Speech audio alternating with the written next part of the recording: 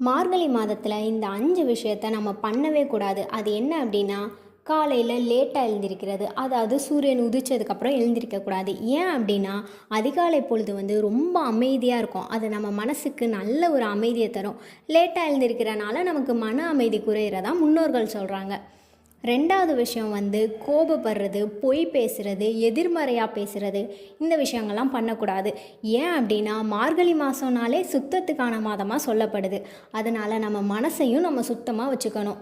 3வது விஷயம் என்னென்னா, காலையில் எழுந்திரிச்சதும் ஃபோன் பார்க்கக்கூடாது. ஏன் அப்படின்னா, நம்ம பார்க்குற விஷயம் தேவையில்லாததாக இருந்தால் அது நமக்கு மன அழுத்தத்தை தருது.